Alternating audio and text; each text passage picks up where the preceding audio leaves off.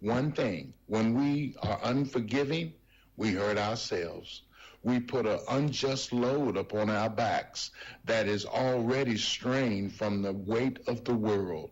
So let's take at least that one off of ourselves so we won't have so much to carry, because Christ is our strength. And if we forgive, then we will be able to live a life that is without remorse.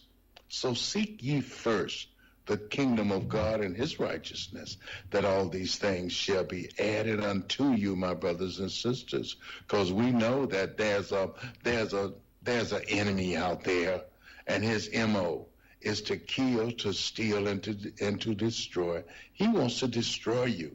He wants to kill you. He wants to put so much guilt and shame upon you that you won't even be able to raise up your head. But I got news for you today, my brothers and my sisters. You can walk up out of that shame. You can walk up out of that hurt, that pain. You can walk up out of it. Just let it go. I know it's easier said than done, but if you'll just let it go, because your life is so valuable to God. But when you're living in unforgiveness, you're living in a place that you cannot grow. But when you let it go and you begin to seek God, then you're able to let it go. Yes, indeed. So be careful. If another fellow sins, warn him, and if he is sorry and stop sinning, forgive him. If he sins against you even 7 times in one day and says that he is sorry each time, forgive him. Yes, forgive him. Remember how much Christ forgave us, and he took all of our sins so we can forgive others. And remember, there's a way out of your mess, and it's JESUS. Where can you buy a brand new Nissan with a lifetime warranty? Kingston Pike. Hey, folks, Joe Anderson with Ted Russell Nissan. You heard it right. Every new Ted Russell Nissan comes with a lifetime warranty, and that's a long, long time. Ted Russell Nissan on Kingston Pike. Good morning, and welcome to AM 1380 WYSH and Ask Your Neighbor. Ask Your Neighbor can also be heard and seen on our website, WYSHradio.com. And if you are in Anderson, Roane, or Morgan County and have Comcast cable, you can watch Ask Your Neighbor on BBB TV Channel 12. Ask Your Neighbor is the program where you call in and do just that. Ask Your Neighbor. Do you have a comment? Do you have a problem? Or do you have a question? Then call in and ask your neighbor. 865-457-1380 or toll free at 877-711-4005. And for those of you that might be listening or watching on the internet, you can email from our website, WYSHradio.com. Just click on the Contact Us button and email your questions. Now sit back and listen as listeners throughout East Tennessee and the entire world answer your questions on Ask Your Neighbor on BBB TV 12 and AM 1380 WYSH. Good morning, everybody. This is Ask Your Neighbor on Tuesday morning. The director of Anderson County, I almost said recreation, but it is kind of recreation. Tourism, director of tourism, Stephanie Wells, is in here with us this morning. Hi, Stephanie. Hi. We've been solving the world's problems here before we got started on the program, so we'll have to just continue that on the air here. How are you, ma'am? I'm doing great. How are you doing? Good. I surmised a little while ago when I was talking on the morning show that I know it's January and that's 22 degrees outside or whatever it happens to be, but you're probably looking forward now, probably starting to get spring in gear, huh? Oh, absolutely. Absolutely. So what have we got kind of cooking and coming up? I know things are going on now at Windrock. They're having bicycle races and all kinds of stuff. But yeah. And even though it's cold, there's still a lot to do in Anderson County. Oh, yeah. So there's several events coming up. There's always ongoing things. The Oak Ridge Playhouse, they always have plays coming up throughout the whole entire year. So their next one is Neil Simon's Barefoot in the Park. That'll run February the 14th through the 23rd. Tickets are on sale right now. So February the 14th is kind of a big day for some people. There you go. So we don't celebrate it in our household. So because You don't do the Valentine's Day you do every day? When we first got married, when my husband and I first got married, we spent the first 3 or 4 Valentine's Day at the emergency room. Oh, Lord. So we just said, you know what? Never mind. Yeah, we're done. We're done. We'll celebrate another day. So anywho, but yes, so if you're looking for something special to do, different, if you haven't been before, check that out. And again, they have their schedule for the year pretty much already on their website, so you can look and see what's coming up. There's some things for children also that you'll want to check out. Okay. So. And then the other thing, if you haven't been to the Oak Ridge Community Band, they do a concert. I know at least 4 to 5, maybe 6 a year. So they have one coming up, their winter concert, February the 23rd at First Baptist Church in Oak Ridge. So I didn't. It's a Sunday afternoon. Something to check out. And if you have kids, you might want to check into the International Festival. Mm-hmm. It's at the Children's Museum in Oak Ridge. It's also that weekend, February the 22nd. So they just have different performances, food, crafts, children activities. So, Children's Museum is a great place to go any day of the week. But check that out for the International Festival. That's really cool. So, are you guys now? It's coming about time where do you go to the boat shows and all this stuff? Yes. You guys getting geared up to do that? Yes. It looks a little bit different for us this year because the Cincinnati Boat Show, they actually canceled it this year because they're downtown. They're working on their downtown area, and the Duke Energy Center wasn't going to be open, so they canceled it. So some of the boat dealerships in Cincinnati area got together and said, we still want to do something. So they are putting on just a smaller scale boat show. Okay. And so they invited, they only have a little small space for exhibitors like us. And so instead of inviting all the 20 plus marinas on Norris Lake, they asked our organizations to come, like our chambers, our tourism organizations in the 5 counties. To represent everybody. To represent everybody, to be kind of impartial and represent everybody. So we'll be going up the weekend of the 7th. And that's still, again, that's just very simply to increase awareness of what we've got. Absolutely. Is it a big big public turnout when you guys go to these? I've been to the boat show when they have them over here at the Expo Center. I haven't been in a while, but I know they seem to be pretty popular. Absolutely. Absolutely, especially when it's cold like this. People are looking for an inside thing to do. The other show that we do is in Indianapolis, and it's at their state fair grounds, and it is multiple buildings. Really? So they have kind of like a Coliseum area in the middle where they'll fill it up with RVs. They have probably, the Knoxville Expo Center, they have probably about 4 or 5 buildings like that we're in. Oh, wow. So it is huge. So they'll have ATVs, motorcycles, RVs, boats, just, everything you can imagine, all inside too. So you're looking, you could probably look at, 50 RVs, 100 boats. So whatever it's crazy. And then they have this one area called Tackle Town, all tackle, all fishing tackle. Oh, wow. Probably, again, about the size, maybe half the size of the Expo Center. Still, on Clayton Highway. That's a lot. So, and then plugs. Yes, and then we're all in one room. We're the travel destinations. We're also sitting next to people selling candy. It's my favorite people to sit next to for 11 days. So, they're selling candy. Yeah, so it smells so good. Those little nuts that smell like cinnamon. So, but anyway, but we're in that room, and then there's probably over 100 vendors in there too, people coming around. And the one thing that I really like about the show is I think of it as kind of like a focus group. So you have people coming around asking questions, telling you what they like to do, looking at your brochure, going, well, I really like some camping information, or we're dying for places to go camping, or hey, we don't have the mountains here, so we really like to bring our dirt bikes over to Windrock. So it just gives you an opportunity to talk to people and find out what their interests are and kind of what the trends are, and you start hearing the same things over and over and over again from these people. So we take that information throughout the year and kind of advertise, digest that, advertising too. So we can afford a focus group of that nature, to conduct a focus group like that. So we kind of use it for that also. And to your recollection, has anything ever come out of that where you came back and you said, we ought to focus over here because there was anything to what? Absolutely. Camping is one of the biggest ones. We started hearing a lot more people talk about camping. We used to get a lot of questions about golfing. Like, where can I go play golf? Where can I go play golf? And that is a national trend, too. There's not as many people playing golf. Millennials have just not taken up the sport. I know there's some out there that probably play it, but overall, it's just not something that millennials are interested in. So we hear a lot more about camping. We hear a lot more about paddling. That was one of the things, too, that happened with kind of the economy. People cannot, if you look at these boats, there's some in there that are over $100,000. I know, I don't get it. And we're talking about a pontoon. I know. We're not talking about a houseboat. I know. We're talking about a pontoon, and they have 4 motors on the back, and I'm like, that's just a lot more than what you need. But we started hearing a lot of people like, I can't afford that, but hey, we're going to buy a kayak. Where can we take our kayaks?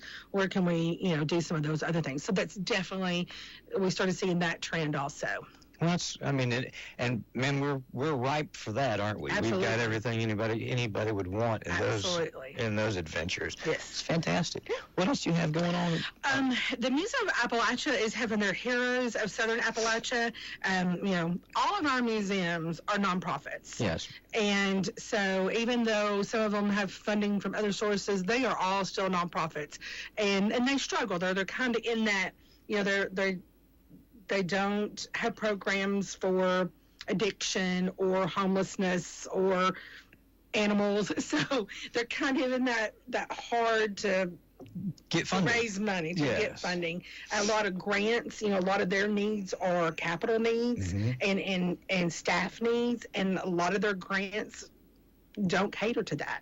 A lot of grants that you see out there are for certain programs. So they walk a tightrope between having to generate revenue from the public by participation and then trying to offset what they need with grants and stuff like that. Absolutely. So they have several fundraisers. All of our museums. Sorry, that was hard to throw out there. Throughout the year. So we always list them on our website. There's also the opportunity. They all have membership opportunities. So if you want to, pay for a yearly membership or make a yearly donation, I encourage you to do that. I mean, these places are capturing that history and those stories and keeping them alive.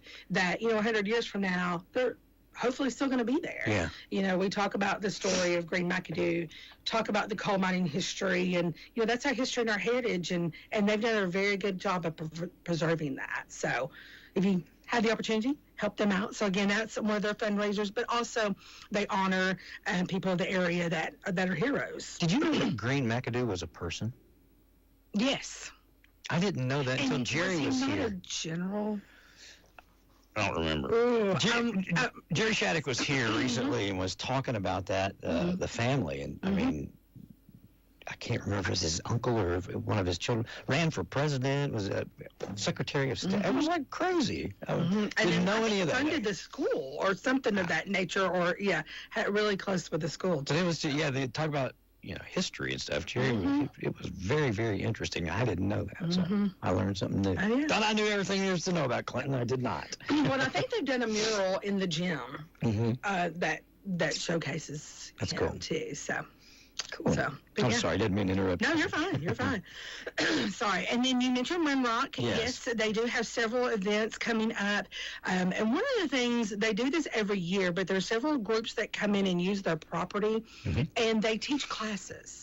So there's a Jeep Academy, there's a women's event, ATV event. So if this is something that you're thinking, I'd really like to get into that, but I'm a little hesitant about, maybe driving a Jeep up there or driving a side-by-side or an ATV, check some of those out. They're like weekend-long training sessions, and also just meeting other people that are into those activities. There's food, there's entertainment. So there's a couple of different things like that you can, like I said, if it's something that you're a little hesitant about, well, I'm not really sure about driving a Jeep up there or going off-roading, that's something that they can teach you how to do. That's cool. So, and those are all on our website.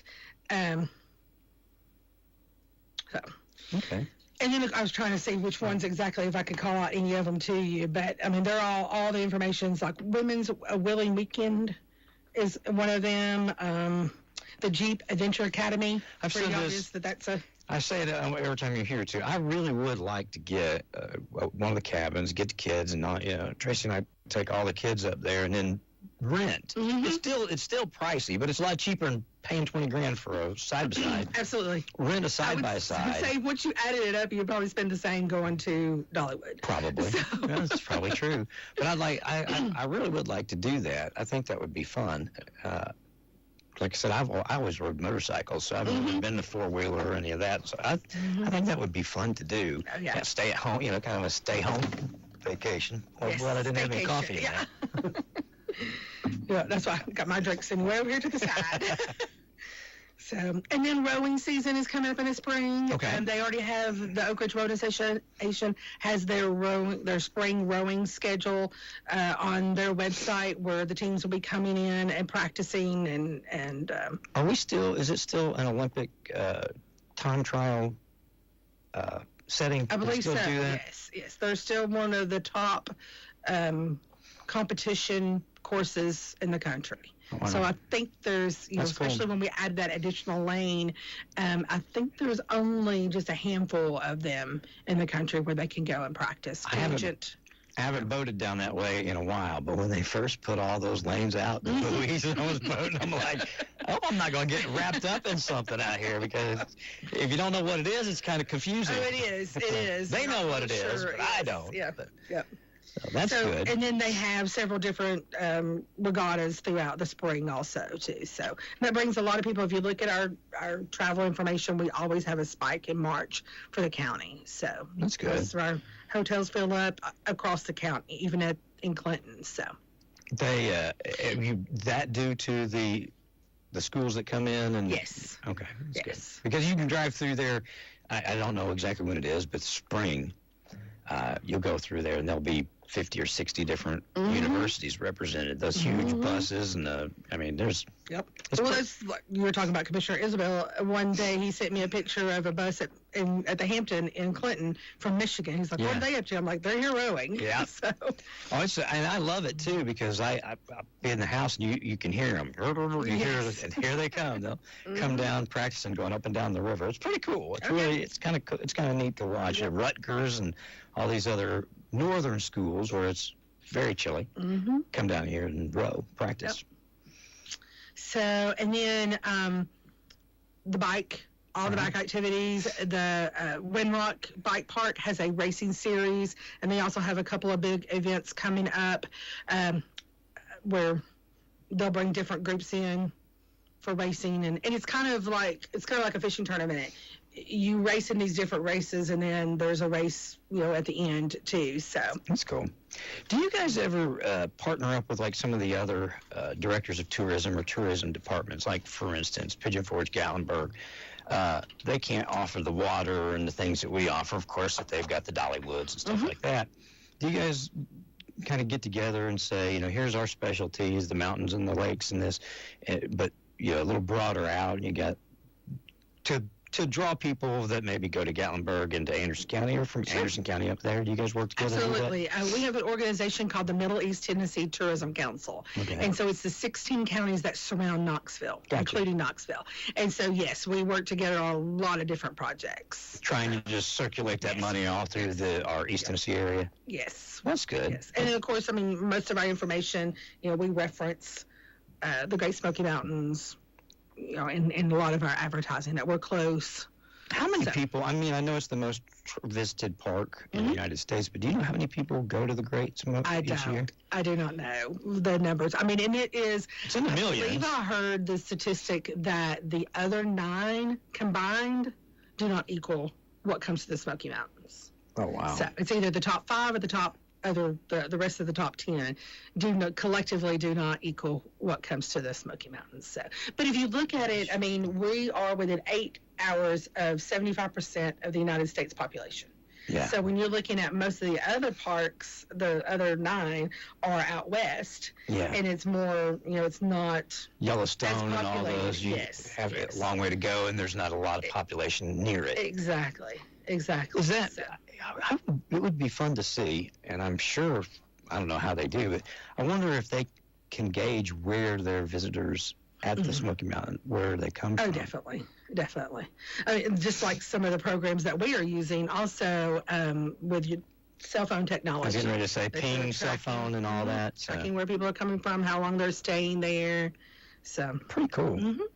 And how is that? I mean, is that helping you to know what to market to, or what is working in marketing? Is that how you're using it? Absolutely. And one of the things that we're looking at, it'll tell you when they travel, most popular days, and we're a great Thursday, Friday, Saturday, Sunday destination. Okay. So we're looking at, how do we get them here on Monday, Tuesday, Wednesday? Because you have a large population now that's not, they're that baby boomer retirement age. They may be virtual working. So their travel is a lot more flexible than it ever used to be. Sure. Because used to is like, 1 week a year, and you go somewhere. Memorial Day to Labor Day. Yeah. Really hit that hard, get people to travel. But now you have a lot of people that are, like I said, baby boomers, empty nesters. They're having children later in life. So you have a lot of people that don't have children at home and don't have to worry about traveling just when school is out. And our weather's conducive to traveling. Absolutely. Not necessarily year-round, but I mean even year-round compared to Michigan or somewhere like that. We're pretty good. I've seen people riding their bikes up here at Aspire Park. I've seen them up at Norris Dam State Park in this cold. So I guess if you're riding a bike and you're doing exercise, you don't get as cold. But I've seen people running, doing all those activities. So my son and I were going through the McDonald's drive-thru yesterday, and he was like, "That guy's wearing shorts and a T-shirt." I said, "He's probably from up north, and this is warm." Yes, probably. This is a heat wave for them. Yeah, but anyway. But yes, we do work with a lot of the other counties. One of the things I was going to tell you about our North Lake cleanup is March the 22nd. We work with the other 4 counties that contain North Lake to conduct that every year too. We do it twice a year. We got Anderson, Campbell, Union, and Granger. Oh, Granger. I was thinking Claiborne County. And Claiborne, yes. Okay. Claiborne's the other one, this 5th one. Okay. So. I didn't realize the lake went into Granger County. Granger County is the area, it just kind of touches when you get up to 33, near 33 Bridge. It kind of sweeps in there and picks up part of that. So. Okay, interesting. For whatever reason, I still thought that was still up in Anderson County, but. Yeah. Okay. Just right outside of Union. And so you guys all partner up together to do the cleanup on that? Yes. So how many people participate? How many volunteers We've had a couple hundred. That's good. Come out because we do spread out, especially in the spring. We spread out to all 5 counties, and we've also gotten other groups that have come to us, like HOAs, and say we don't really want to work this weekend. We want to work the next weekend, and so we'll work with them. Okay. To conduct the cleanups. Have you guys set forth anything to kind of slow down or stop as much of the littering and stuff as you can in the lake? We have some information out there. A lot of what we see now is accidental litter. Gotcha. You'll have a dock break loose, and you may have styrofoam, and that loves to float just right under the surface, for somebody to come down the lake and run their boat over. So a lot of these are accidental. We have some purposeful people out there dumping, tires and construction materials and those kind of things. So, but, rarely, and the one good thing that we see is we're not picking up as much as we used to. I was going to ask, has it curbed over the years? Yes, we have filled up dumpsters. I remember. And we have worked in, I always say that trash gets more trash. So if you go onto an island and you're camping that weekend, and usually in the fall is when we clean up the islands, but if you're camping that weekend and you see a big pile of cans and bottles laying over here, then you're likely just to leave your cans and bottles. Throw your bottles and cans right there too. Yeah. So we've gone in, we've cleaned up those areas, and people are like, well, I guess they're not seeing that. It's not, and it's. That's good. It's intentionally thrown there. I don't know why they do it, but it's a lot easier for people to throw that there where there's already garbage. They think that it's for some odd reason the marked place for your cans. Exactly. That makes sense. Have a lot of people that go camping on the islands and then they just leave all their stuff. They don't want to haul it back. So we've cleaned up, all kinds of stuff off of islands for that purpose. But again, like I said, a lot of houseboats that have been, docks that have been destroyed, those kind of things that we're cleaning up some things that have been on there for a while, houseboats that are abandoned, those kind of things. Okay. So we deconstructed one. And that's the 23rd or 22nd, you said? Yes. Okay. And if anybody wants to participate, what do they need to do? They can just go to our website, or they can go to northlakeproject.com and sign up and register there. So it's a fun day. Wear appropriate shoes. I always love it. We usually have a big group of students come from UT because we'll put the information on their website. And we have a lot of people come from their environmental department or from their environmental program, and they'll come out in these white on-cloud shoes. And I'm like, yeah, those aren't cheap. So they're not going to look good. Orange when you leave here. So and not UT orange, more like a Texas orange. So wear appropriate clothing, but we do have a good time. Our marinas help us out a lot with boats. TVA helps us out with material and some manpower. So we have a really good time. Good. So, and it's always we always have a lot of people trying to bring back the most unique item. I was going to say, you've said before, it's just amazing what the things that you find out there. Everything from refrigerators to I don't remember what all, but interesting. So, all right. Well, so we'll get folks, if you need volunteers, send you some volunteers, hopefully. Yeah. What else we got? Well, we have a lot. We got a whole booklet. But a lot of it's just the descriptions of the events. But most of our attractions and event organizers have already set their dates for the year. So, for example, the North Dam State Park does their spring wildflower hikes the last Saturday of March and the first Saturday of April. I saw on your website you've already got next December's Christmas parade on there. Yes. So you guys are on. We have people asking what the theme is for next year's Christmas parade. Really? Yes. Somebody's in it to win it. I know. And we always partner with Clinton because a lot of people participate in the Rocky Top Parade and the Clinton Parade. So those two organizations always partner and kind of come up with the same theme. So you could enter in both of them. I was perusing the site here recently, and I was like, well, there you go, man. Yeah. All the way through the Christmas. Oh, yeah. If you already know the date, we're going to put it on there. There you go.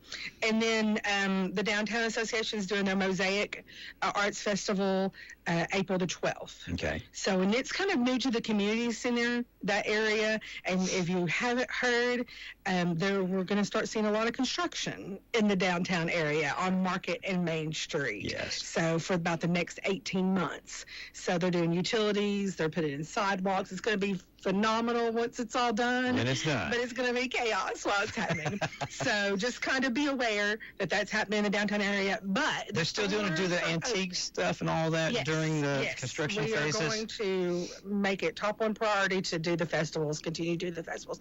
And the stores are going to be open. We had a meeting that we were invited to with the contractor and everybody that's working on this project, and the city's been phenomenal with giving us information also.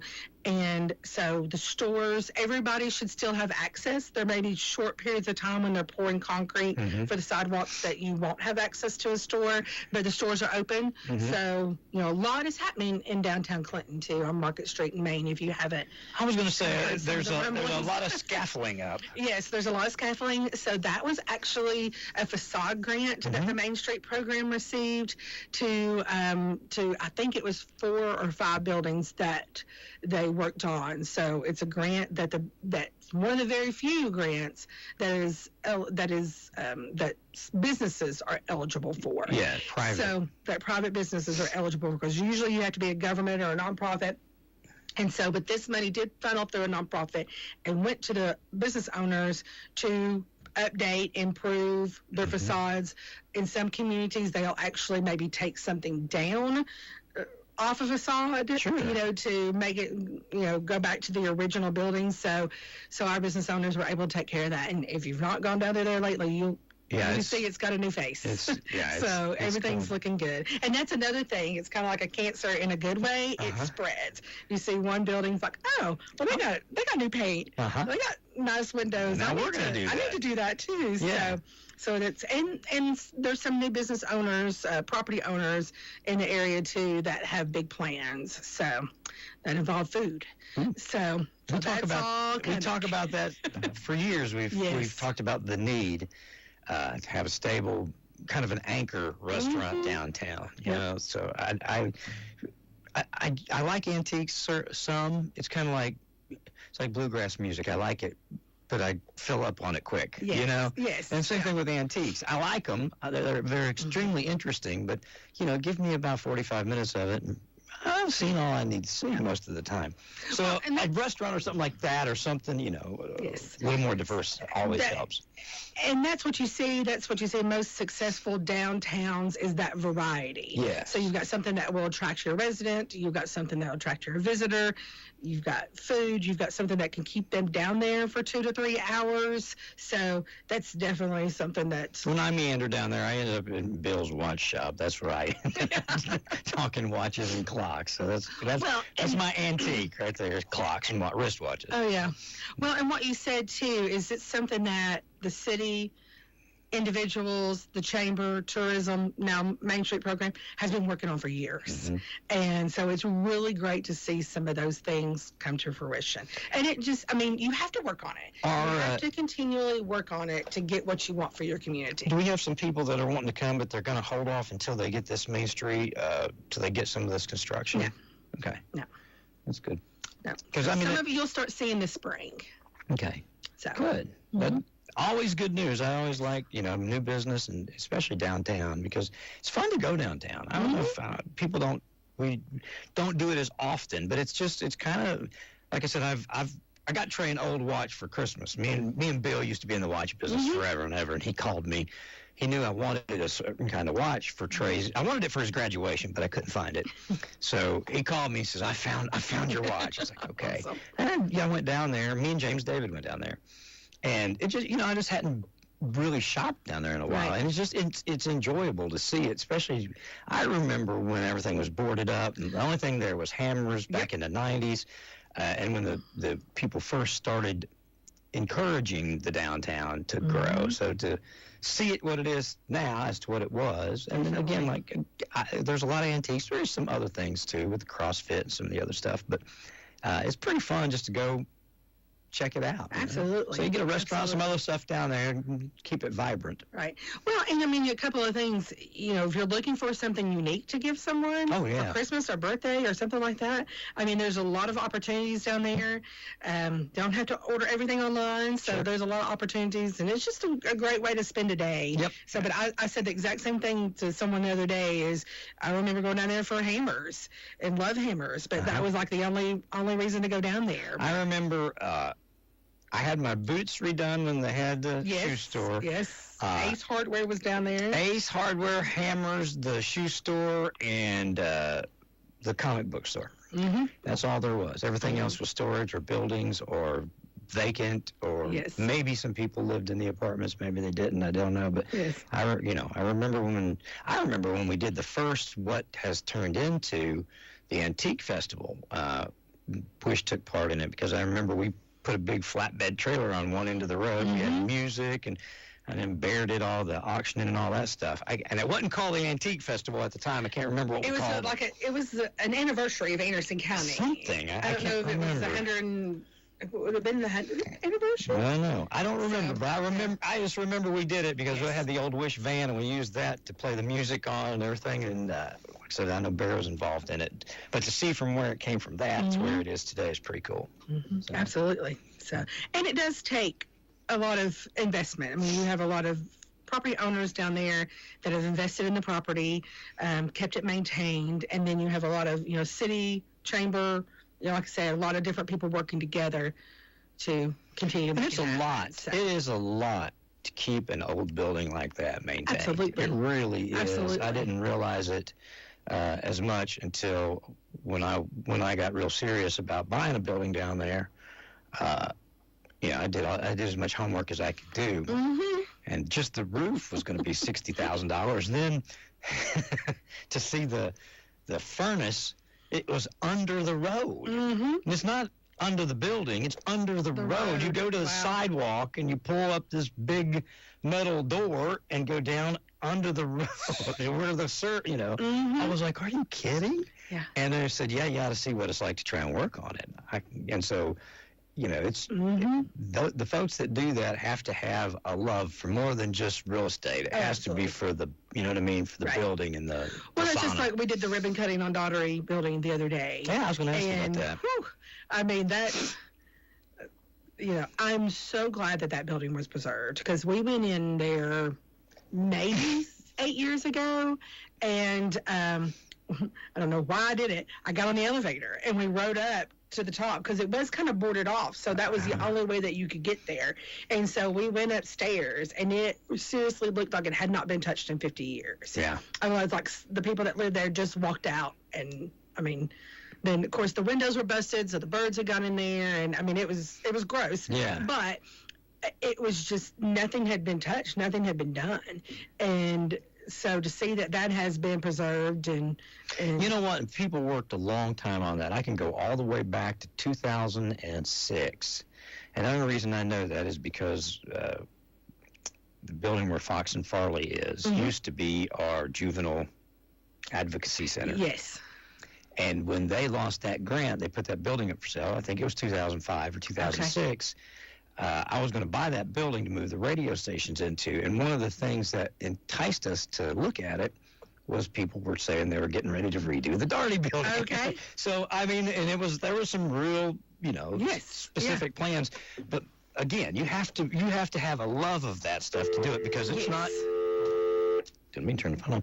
It's not just going in and building a building. No. It's very difficult, and they're hard, So it's taken that long, and numerous people have stepped in and tried to do that. Yes. So, did you get to see the new apartments or any of those things? How it looks great. That's cool. It looks great. So, and again, that's going to be people that are living downtown, and that's going to be the ones that are going to eat in the restaurants and, seek out those services and those kind of things too. So and now, when do they start? You have to have a good balance. You have to have a good mix. I know they said that they've already got a third of them rented, but when do people start moving in? They already moved in. Oh wow, they're already there. I think they already had like 13 apartments that people had already moved in. And they've got 30 something of the units, something of that caliber. I think so, and they're all size: 1 bedroom, 2 bedrooms, 3 bedrooms. I think there's a few of them that are 2-story.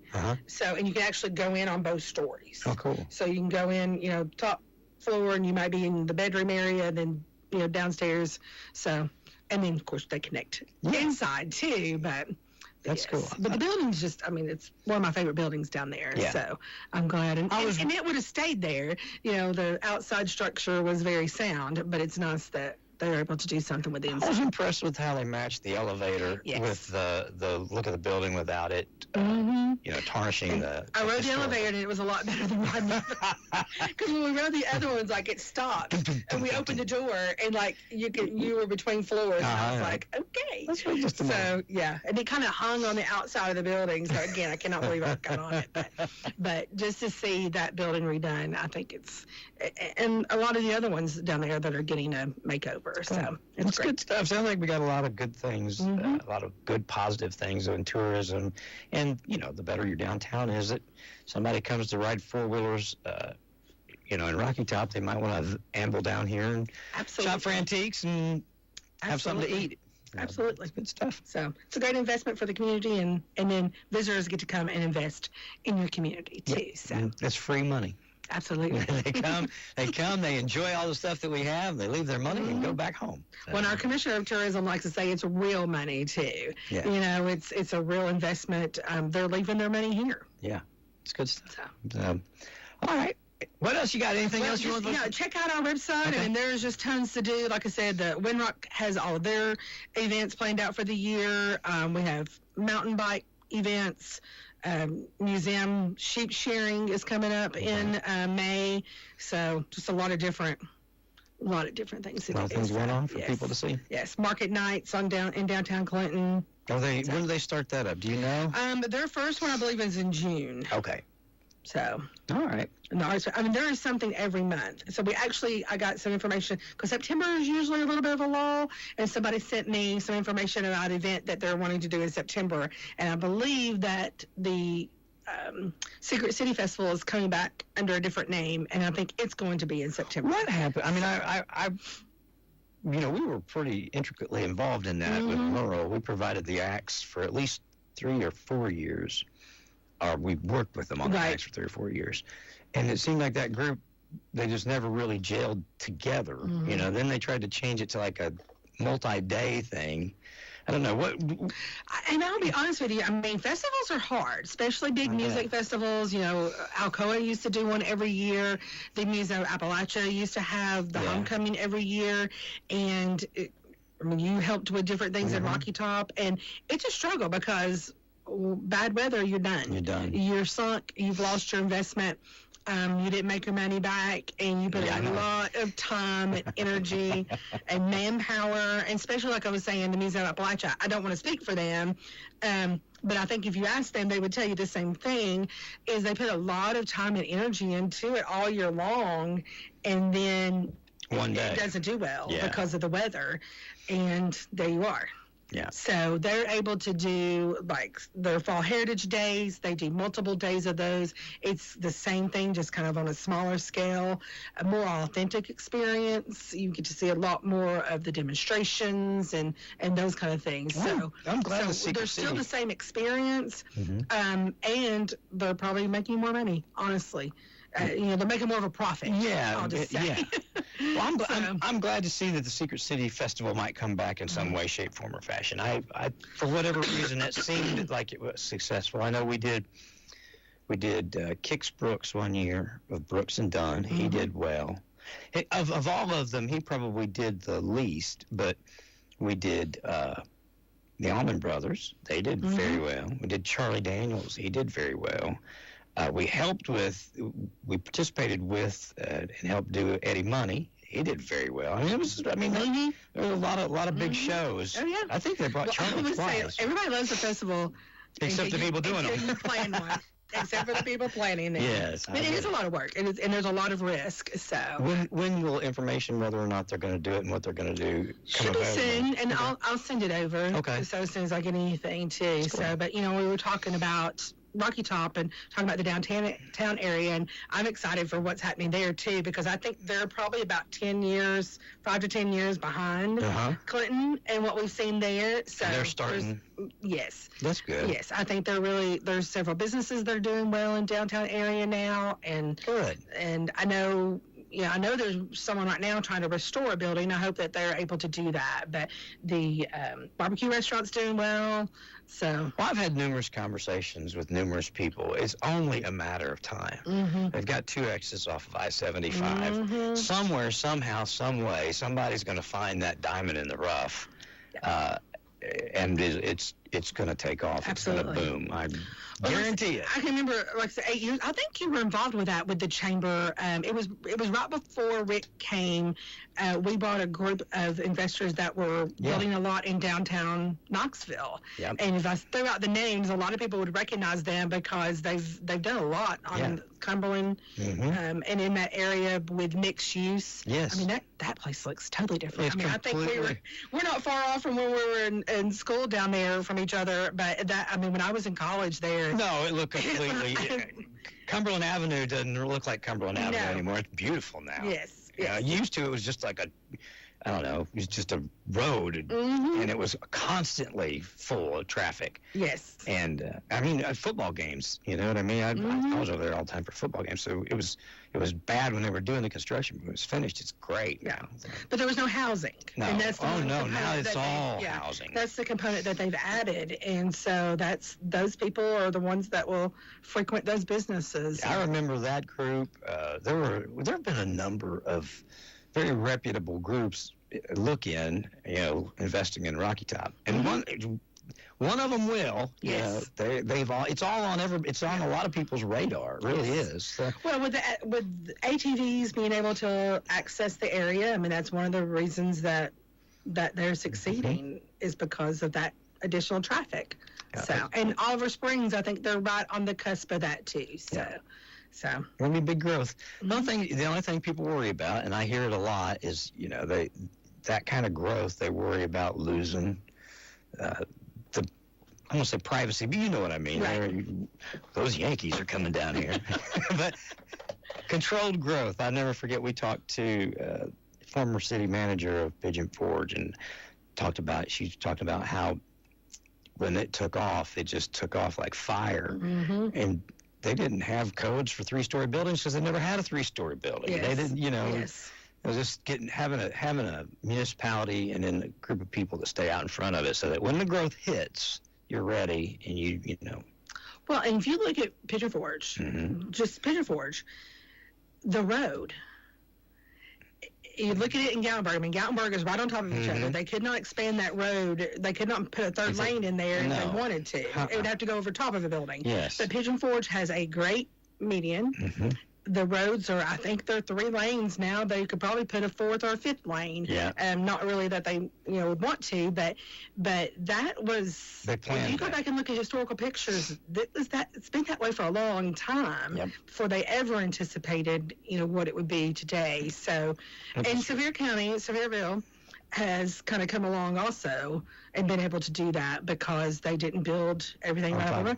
And Clinton's the same way. If you look at the Clinton exit and compare it to the Emory Road exit, you have a nice median. True. It's a lot easier to navigate that area and deal with that traffic than it is with the Emory Road exit. So they'll probably be doing something up there. I think they're going to add lanes or I know that Roger, the city, was working with the state on doing something to ease some of that traffic up there. So I don't know if it's going to be more turn lanes. I don't know how they're going to do it. But, man, if you're up there with the plants and school and everything else, it's chaotic. But all that, but you're still able to see. You still have a line of sight. And you do.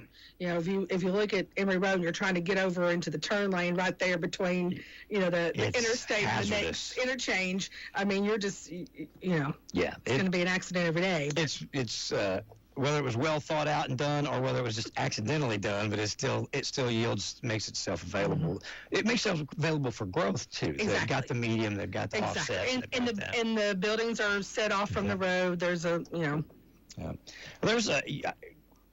I feel like over the next maybe 5-10 years, there's going to be a whole lot of growth that we see around here. So, and probably a whole lot more tourism too. I agree. So. All right. Thanks, Stephanie. Thank you. I appreciate you coming, keeping us up to date. I check your site pretty often just to make sure if there's something I don't already have on the bulletin board, I'll just lift it off your site and put it on there. So for folks, but and if you guys are having anything, whether you send it to tourism or send it to us, get it to us. And absolutely. Between us, we'll get it out there to somebody. Because we do a lot of local promotion too on our events, on our social media, and different outlets. So we're happy to push that out. And then we also have the sign there at our office. So there you go. To post events on. Any you heard about any new hotels, motels, or anything like that caliber coming around? I know the 2 being built in Oak Ridge. I have not heard anything at the Clinton exit at this time. So, but there will be 2 extended stays kind of models in Oak Ridge. So, and I just saw something in the news the other day that they're wanting to do more with the retail area in Oak Ridge. I know that with some of the projects that are coming to Oak Ridge, there's a lot of times where they'll bring in construction workers for 6, 8, 10 months at a time, then they go back. And so that extended stay stuff, definitely. Well, and that's the construction, the big project that's going to be happening out there at Y12 is going to bring a lot of people to this area. I think I saw a news article that talked about that there's 3 major manufacturing facilities closing in the state of Tennessee. Okay. I think there's one, Purdue, Bridgestone, and I can't remember what the third one was, but they're trying to make sure that those people find other jobs, and I think that's one of the things that we've been blessed with in this area. We employ a lot of people from our neighboring counties. Absolutely. Too. So and on up into Kentucky. I've told that we are the #1 employer for Campbell and Scott County, or for certainly Scott County. And going on up into Kentucky also. I think a lot of our employers have employees from Kentucky too. Okay. So there you go. So if you're looking for a job, there's one out there. You're gonna find one. And there's gonna be good ones a lot too. More to come, especially with this nuclear stuff that's coming up and all these plants they're building. That's a $1 billion? I can't remember what the investment was. Billions though. Billions. I think it's more than one. Yeah, it's a lot. So. All right. We'll see you next month. Great. And like I said, in the meantime, folks, if you guys have things going on, if you get it to me or if you get it to Stephanie, we'll get it on our website for sure. You haven't said the website yet. Oh, so go ahead. It is adventureanderson.com. Yes. I got it. You remember our other one? Oh yeah, I remember Y'all Come. I remember that one. But I've really been working on it. You can still get there. Yes. You can still get there. AdventureAnderson.com. Yes. And the reason I was looking to see if I had a tab up with it, but I don't. But a lot of times when I look at it, I'll just leave it up there, leave the tab up on my stuff. And so I've looked at it for a while now. So it's starting to sink in finally. All right. Have a great day, Stephanie. I appreciate you coming in. Guys, make sure you're here with us tomorrow. We'll be back here. We'll do it again on Ask Your Neighbor here on WYSH. Good morning. Anderson Farmers Co-op, 110 South Charles Severs Boulevard in Clinton, has something for the whole family. Names like Carhartt and Area.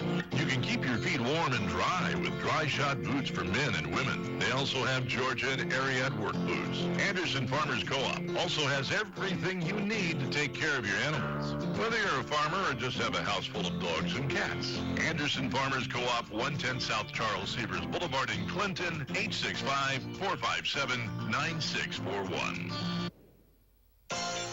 Thank you for listening to AM 1380 WYSH and Ask Your Neighbor. Make sure you tune in at 10 a.m. each day, Monday through Friday, right here on AM 1380 WYSH and BBB TV 12. Or listen live online at WYSHradio.com. And remember, if you have a question, comment, or problem, call in tomorrow and